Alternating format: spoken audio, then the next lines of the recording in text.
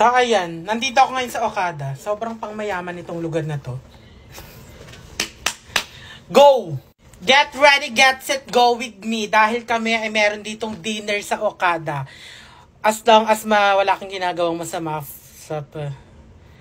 Hoy, hindi ganon. So, syempre, kailangan natin naka-makeup for as long as na makita ka ng mga person. Hoy, sobrang pretty mo naman. OA. So, ayan, maglalagay lang tayo ng foundation. Liquid foundation. Para G. Tapusin ko lang. So, ayan, syempre, light makeup lang dahil nga magkikita kami ni Cholo. Kailangan sabihin niya, oh, you're so, Hi! Go! So, ayan, naglagay na rin ako ng contour. I-blend ko lang. Ayan, kailangan blend na blend, ha? Para hindi ka magbukang bobo ka eh. Go. So, ayan, tapos na ako mag-kinimpiris. Mag-ano na ako, magpa-powder. At ito, may pasabog ako sa inyo. Go. Ito ang bagong product ng Brilliant. Brilliant Colors! Go! So, ayan, unang bukas mo pa lang ka, makikita mo na agad. Sobrang ganda mo naman, B. Wala kang pakialam. Hindi ganon. Parang sinasabi ko lang na. Ba't ka nagsasalita? Grabe ka naman. Grabe naman si Miss Glenda. Pak! Oh. Hindi mo kaya. Ito yung bagong product ng Brilliant. Hyper Hydra Press Powder. Meron silang 4 shade.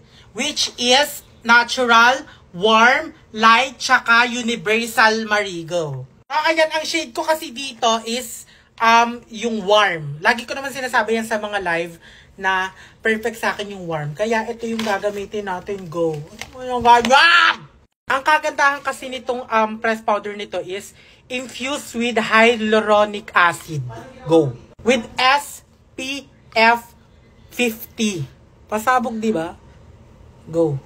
Kaya parang pinagsama siyang skincare and beauty. Go! Beauty and the Beast. Eme. So, ay pagka-open mo, meron siyang kinimpiris. Hindi, ito, ang ganda nito kasi leather siya. So, kung hindi nyo naman bet ng ganito, pwede naman yung brush. Ita-try natin. Go. So, ayan, ito.